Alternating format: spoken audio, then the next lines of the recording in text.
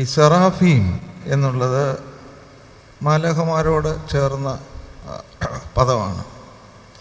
നമ്മുടെ പ്രാർത്ഥനകളിലെ ഏറ്റവും ഭംഗിയുള്ള പ്രാർത്ഥനകളിലൊന്ന് ഉന്നതങ്ങളിൽ വസിക്കുകയും താണ കാര്യങ്ങളെ കടാക്ഷിക്കുകയും ചെയ്യുന്ന എന്നൊരു പദമുണ്ട് ദൈവത്തെക്കുറിച്ച്. അതുകൊണ്ട് ഈ ഭദ്രാസനം അനുഗ്രഹിക്കപ്പെട്ട ഭദ്രാസനമാണ്. ഉയരങ്ങളിൽ ഇരുന്നും അത് താണ കാര്യങ്ങളെ കടാക്ഷിച്ച് ഉയരത്തെയും ആഴത്തെയും ഒരുപോലെ ബന്ധിപ്പിക്കാൻ കഴിയുള്ള മാർത്തോമാ സഭയിലെ ഏക ബിഷപ്പ് എന്ന് പറയുന്നത് സെറാഫീം തിരുമേനി. അദ്ദേഹം ഈ ഭദ്രാസനത്തിൽ ചുമതല വഹിക്കുന്നു എന്നുള്ളത് അതിലെ ഒരു അകാല പ്രജയായ എനിക്കും വളരെയധികം സന്തോഷമുള്ള കാര്യമാണ്. ഇത് നിങ്ങൾ ചിലരെന്നെ നോക്കുന്നത് ഇത് എവിടെ നിന്ന് കിട്ടി, ഇത് ദൈവത്തിൽ നിന്ന് കിട്ടിയതാണ്. അപ്പോൾ അത് വളരെ സന്തോഷം. തിരുമേനിയുടെ കൂടെ കുറച്ച് നേരം ഇരുന്നാൽ നമുക്ക് ഒരു ദൈവ സാന്നിധ്യം തോന്നും, സന്തോഷം തോന്നും, ചിരിക്കാൻ തോന്നും. അദ്ദേഹം ഒരു ചിരിയുടെ കൊച്ചു മാലാഖയായിട്ട് അങ്ങനെ ഇരിക്കുകയാണ്. അത് വളരെയധികം സന്തോഷമുള്ള കാര്യമാണ്. ഇന്ന് കെയ്വരീസച്ചൻ ആണ് പ്രഭാഷണം നടത്തുന്നത്. അദ്ദേഹം അനുഗ്രഹിക്കപ്പെട്ട ഒരു വേദപുസ്തക പണ്ഡിതനാണ്. അതിൽ അഗാധമായ പഠനം നടത്തിയിട്ടുള്ളതാണ്. അതുകൊണ്ട് ആശംസയായിട്ട് ഞാൻ ദീർഘമായി സംസാരിക്കുന്നില്ല. എങ്കിലും ഒരു പുതിയ വർഷത്തിലേക്ക് പ്രവേശിക്കുമ്പോൾ എന്ത് ആശംസയാണ് ഒരു ക്രൈസ്തവൻ എന്നുള്ള നിലയിൽ, അല്ലെങ്കിൽ ഒരു വിശ്വാസ സമൂഹത്തിൻ്റെ അംഗങ്ങൾ എന്നുള്ള നിലയിൽ നമുക്ക് ഒരു പുതിയ വർഷത്തിൻ്റെ തീരുമാനമായിട്ട് കൈക്കൊള്ളാൻ സാധിക്കും. അത് യേശു തമ്പുരാൻ തിരുവായി മൊഴിഞ്ഞ് പറഞ്ഞ ഒരു കാര്യമാണ്. ഒരുപാട് കാര്യങ്ങളിൽ ഒരു കാര്യം, അത് മനുഷ്യർ നിങ്ങൾക്ക് ചെയ്യണമെന്ന് നിങ്ങൾ ആഗ്രഹിക്കുന്നതെല്ലാം നിങ്ങൾ അവർക്കും ചെയ്യുവീൻ. ന്യായപ്രമാണവും പ്രവാചകന്മാരും ഇത് തന്നെ. മനുഷ്യർ നിങ്ങൾക്ക് ചെയ്യണമെന്ന് നിങ്ങൾ ആഗ്രഹിക്കുന്നത് നിങ്ങൾ അവർക്കും ചെയ്യുവീൻ. നമ്മളെല്ലാം ഈ ആഗ്രഹമുള്ളവരാണ്. ഒരു ബിഷപ്പ് എന്നുള്ള നിലയിൽ എൻ്റെ മനസ്സിലിരിക്കുന്നത്, എന്നെ കാണുമ്പോൾ ആളുകൾ എഴുന്നേൽക്കണം, ഒരു ബഹുമാനം കാണിക്കണം, എന്നെ സ്നേഹിക്കണം, അങ്ങനെയുള്ള ഒരുപാട് കാര്യങ്ങൾ എൻ്റെ മനസ്സിൽ വരും. അപ്പോൾ യേശു തമ്പുരാൻ പറഞ്ഞു, അതെല്ലാം നല്ല കാര്യം തന്നെയാണ്, പക്ഷേ നീ ഇത് ആദ്യം ചെയ്യണം. ഒരാളിനെ കണ്ടാൽ എഴുന്നേൽക്കാതിരിക്കുന്ന ഞാൻ എന്നെ കാണുമ്പോൾ എഴുന്നേൽക്കണമെന്ന് ആഗ്രഹിക്കുന്നത് ദൈവനിഷേധമാണ്.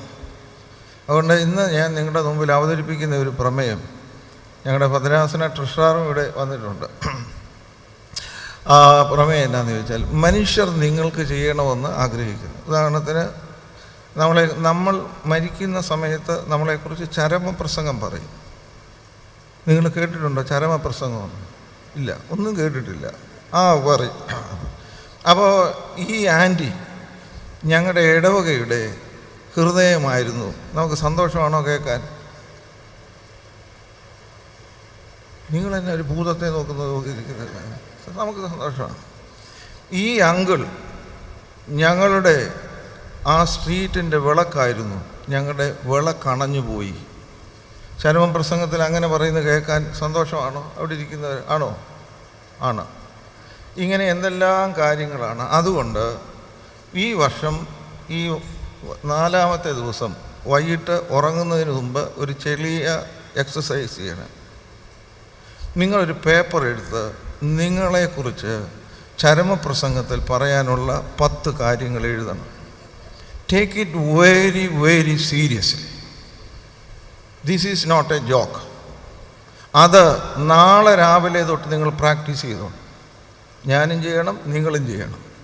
ഇന്നത്തെ ലോകത്തിൻ്റെ ഒരു അഴുകിയ കാര്യം എന്നാന്ന് ചോദിച്ചാൽ, എല്ലാവരും എന്നെ സ്നേഹിക്കണം, ഞാൻ ആരെയും സ്നേഹിക്കാൻ തരിക. നമ്മളുടെ സ്നേഹങ്ങളൊക്കെ കാപട്യത്തിൻ്റെ സ്നേഹങ്ങളാണ്. ഞാൻ ഈ മുമ്പിലിരിക്കുന്ന ആ ത്രിമൂർത്തികളായ മാലാഖമാരോട്, കണ്ടാൽ അൽഫാൻസോമാരെ പോലെ ഇരിക്കുന്നു, നിങ്ങളോടൊരു ചോദ്യം. നിങ്ങളുടെ വീട്ടിൽ ജോലിക്ക് വരുന്ന സ്ത്രീ ഉണ്ടല്ലോ, അവരെ നിങ്ങൾക്കിഷ്ടമാണ്. ആ ഇഷ്ടം അവരുടെ സ്നേഹവുമാണ്. അവർ വന്നാണ് രാവിലെ പ്ലേറ്റ് കഴുകി എല്ലാം വീഴുകയല്ല ചെയ്തത്. അത് ഭംഗിയായിട്ട് പ്ലേറ്റ് കഴുകും. ഒരെണ്ണം താഴെ വീണ് പൊട്ടിക്കുകയല്ല, ഭംഗിയായിട്ട് നിങ്ങളെക്കാൾ ചെയ്യും. സത്യത്തിൽ ആ പ്ലേറ്റിനോടുള്ള സ്നേഹമാണോ ആ സ്ത്രീയോടുള്ള സ്നേഹമാണോ ശരിയായിട്ടുള്ളത്? ഇങ്ങോട്ട് നോക്കണം ആദ്യം. നമ്മൾ അടുത്തിരിക്കുന്നവനെ സ്നേഹിക്കുന്നില്ല.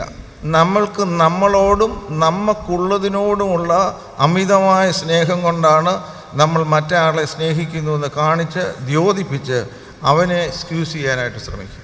അതുകൊണ്ട് ഇവിടെ ഇരിക്കുന്ന സ്ത്രീജനങ്ങൾ, പുരുഷന്മാർ, എന്നോട് പറയുന്നു, ഞാൻ 10 എഴുതിയിട്ടുണ്ട്. അത് ഞാൻ ഗുണപ്പെടാനല്ല, സഭയെ നന്നാക്കാനാണ് എഴുതിയിരിക്കുന്നത്. അതാണ് നന്നാകാത്തത്. ഒന്നാമതിരിക്കുന്നയാൾ ഒരു 10 പ്രസംഗം ചരമപ്രസംഗത്തിൽ പറയുന്നതിന് എഴുതാൻ ആഗ്രഹിക്കുന്ന കാര്യം എഴുതാമോ? എഴുതാം, എല്ലാവരും എഴുതാം. എഴുതിയാൽ നിങ്ങൾ ദൈവത്തിൻ്റെ മഹത്വം കാണും. എഴുതിയാൽ മാത്രം പോരാ, ചെയ്താൽ നമുക്ക് ക്രിസ്തുവിൽ ഒരു പുതിയ മനുഷ്യരാണ്. മനുഷ്യർ നിങ്ങൾക്ക് ചെയ്യണമെന്ന് നിങ്ങൾ ആഗ്രഹിക്കുന്നത് നിങ്ങൾ ആദ്യം അവർക്ക് ചെയ്യണം. ഇത് ചെയ്യാതെ സൂത്രപ്പണിയിൽ നമുക്ക് ദൈവരാജ്യത്തെ അതിൻ്റെ ഭാഗമാകാം, അതിലെത്താമെന്ന് ധരിക്കുന്നത് ശരിയോ തെറ്റോ? രണ്ടാമതിരിക്കുന്ന ആൾ ശരിയോ തെറ്റോ? തെറ്റ്. ഈ തെറ്റിനി ആവർത്തിച്ചേക്കരുത്. ശരി, നമ്മൾ ഗൗരവമായി കാര്യങ്ങൾ, നമ്മൾ വല്ലാത്ത ഒരു കാലത്തിലും വലിയ അഴുകിപ്പോകുന്ന ഒരു ആത്മീയതയിലും നിന്ന് കറങ്ങുകയാണ്. ആത്മാർത്ഥതയോടും സത്യസന്ധതയോടും സുതാര്യമായും ദൈവകൃപയിൽ ആശ്രയിച്ച് പുതിയ വർഷത്തിൽ ജീവിച്ചാൽ ദൈവം അത്ഭുതകരമായി നടത്തും. ഈ ദിവസങ്ങളിൽ നമ്മുടെ മാത്യു ഡാനിയൽ അച്ഛൻ എഴുതിയ ഒരു പുസ്തകത്തിൽ ടി ജോൺ സാർ എന്ന് പറയുന്നത് നമ്മുടെ സഭയിലെ വലിയ മഹാനായ ഒരു ആത്മായ നേതാവായിരുന്നു. നമ്മുടെ വൈദിക സെമിനാരിയിൽ എത്രയോ വർഷങ്ങൾ പഠിപ്പിച്ച ആളാണ്. അദ്ദേഹത്തിൻ്റെ ജീവിതകഥയിൽ എഴുതിയിരിക്കുന്ന ഒരു ചെറിയ അദ്ദേഹത്തിൻ്റെ ഒരു പ്രസ്താവന അച്ഛൻ മാത്യു ഡാനിയൽ അച്ഛൻ പുസ്തകത്തിൽ എഴുതിയിട്ടുണ്ട്. ഈ സാധാരണ വീട്ടിൽ ജനിച്ച ടി ജോൺ സാറ് അദ്ദേഹം സൺഡേ സ്കൂളിൽ പഠിക്കുമ്പോൾ 3 ആഗ്രഹങ്ങളുണ്ട്. കൊച്ചു കൊച്ചു ആഗ്രഹങ്ങളാണോ എന്ന് ചോദിച്ചാലാണ്, വലുതാണോ എന്ന് ചോദിച്ചാലാണ്. ഒന്നാമത്തെ കാര്യം, വേദപുസ്തകം 100 പ്രാവശ്യം വായിക്കണം. അദ്ദേഹത്തിൻ്റെ ആഗ്രഹം സൺഡേ സ്കൂളിൽ പഠിക്കുമ്പോൾ. 2, MA വരെ പഠിക്കും. 3, യേശു തമ്പുരാൻ ജനിച്ച് നടന്ന പലസ്തീനിൽ എനിക്കൊന്ന് പോകാൻ. എന്നിട്ട് അദ്ദേഹം തുടർന്ന് എഴുതുന്നു, ഒരു സാധാരണക്കാരന് അവൻ്റെ സ്വപ്നങ്ങളൊക്കെ അതോടുകൂടി അവസാനിക്കുകയുള്ളൂ, അതൊന്നും നടക്കാൻ പോകുന്ന കാര്യമല്ല എന്ന് എഴുതിയിട്ടുണ്ട്. എന്നിട്ട് സാർ എഴുതി, ഞാൻ വേദപുസ്തകം 100 പ്രാവശ്യം വായിച്ചു. ഇത് വായിച്ചപ്പോൾ ഞാൻ നടുങ്ങിപ്പോയി. ഒരു ബിഷപ്പായ ഞാൻ കൃത്യമായി ഇരുന്ന് 2 പ്രാവശ്യമെങ്കിലും വേദപുസ്തകം മുഴുവനായി വായിച്ചിട്ടുണ്ടോ എന്ന് എനിക്കറിയത്തില്ല. ചില ഭാഗങ്ങൾ ഒക്കെ കൂടുതൽ വായിച്ചിട്ടുണ്ടാകും. ഇവിടെ ഇരിക്കുന്ന പുരുഷന്മാരെ, നിങ്ങൾ എന്നോട് പിണങ്ങാതിരിക്കാമെങ്കിൽ പറയാം, മാർത്തോമാ സഭയിൽ വേദപുസ്തകം വായിക്കുന്ന പുരുഷന്മാരുടെ എണ്ണം ക്രമാതീതമായി കുറയുകയാണ്. ഇവിടെ ഇരിക്കുന്ന സ്ത്രീകൾ, നിങ്ങളുടെ ഭർത്താക്കന്മാർ സ്വർഗരാജ്യത്തിൽ പ്രവേശിക്കാൻ ആഗ്രഹിക്കുന്നുവെങ്കിൽ അവരെ കൊണ്ട് വേദപുസ്തകം വായിപ്പിക്കണം. വചനം വായിക്കാത്ത വായിൽ നിന്ന് വരുന്നതെല്ലാം ശാപമേ ഉള്ളൂ. വചനം പറഞ്ഞാൽ മാത്രം പോരാ, വചനം വായിക്കാനായിട്ട് നമുക്ക് സാധിക്കും. 100 പ്രാവശ്യം. ഇത് അത്ഭുത കാര്യമല്ല. നമ്മുടെ ഒബേദെന്ന് പറയുന്ന അച്ഛനാണെന്ന് ഇപ്പോൾ മസ്കറ്റിലോ കണ്ട അസിസ്റ്റൻ്റായിട്ട്.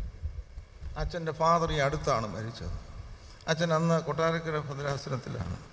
ഞാൻ ആ വീട്ടിൽ പോയി തലേന്ന്.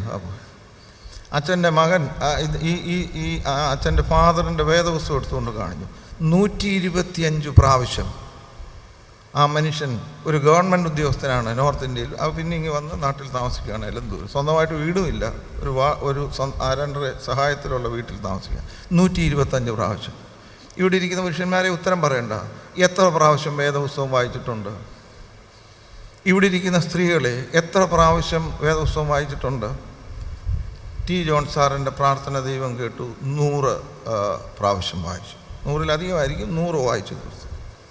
MA വരെ പാസ്സാകണമെന്ന് ആഗ്രഹിച്ച സാറ് PhD പാസ്സായി സഭയിലെ അനുഗ്രഹിക്കപ്പെട്ട ഒരു ദൈവശാസ്ത്ര വേദപുസ്തക അധ്യാപകനായി. 10 വർഷം പലസ്തീനിൽ അദ്ദേഹം ഹോളി ലാൻഡിൽ പഠിപ്പിച്ചു. 10 വർഷം പോകണമെന്നേ ആഗ്രഹിച്ചുള്ളൂ. ഇവിടെ ഇരിക്കുന്ന ഈ എല്ലാവരോടും ഈ 2025 ദൈവനാമത്തിൽ ഓർമ്മിപ്പിക്കാനായിട്ടുള്ളത്, everything is possible provided God is with us.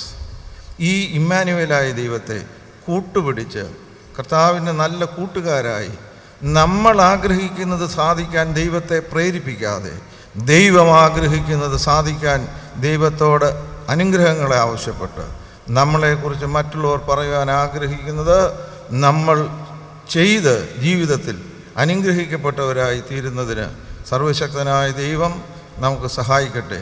ഇതൊരു ആശയമായി കേട്ടിച്ച് പോയാൽ പോരാ, ഇത് നമ്മുടെ അനുഭവമാക്കുകയും പ്രായോഗിക ജീവിതത്തിൽ ബിഷപ്പായാലും അച്ഛനായാലും ദൈവജനമായാലും നമുക്കൊരുപോലെ സാധിക്കുകയും ചെയ്യേണ്ടുന്നതാണ്. അതിന് എനിക്ക് സാധിക്കണമേ എന്ന് നിങ്ങൾ എനിക്ക് വേണ്ടി പ്രാർത്ഥിക്കണം. നിങ്ങൾക്ക് സാധിക്കാൻ വേണ്ടി ഞാൻ ഓർക്കുന്ന സമയത്ത് പ്രാർത്ഥിക്കുകയും ചെയ്യാമെന്ന് പറഞ്ഞുകൊണ്ട് ദൈവനാമത്തിൽ ഇവിടെ വന്ന് നിങ്ങളെ ഇങ്ങനെ കണ്ടതിൽ നിങ്ങൾക്ക് സന്തോഷം, ഒരു സ്ത്രീയുടെ മുഖത്തും കാണുന്നില്ലെങ്കിലും എനിക്ക് വലിയ സന്തോഷമാണെന്ന് അറിയിച്ചുകൊണ്ട് എല്ലാ ആശംസകളും നേർന്നുകൊണ്ട് ഞാൻ എൻ്റെ വാക്കുകളെ അവസാനിപ്പിക്കുന്നു.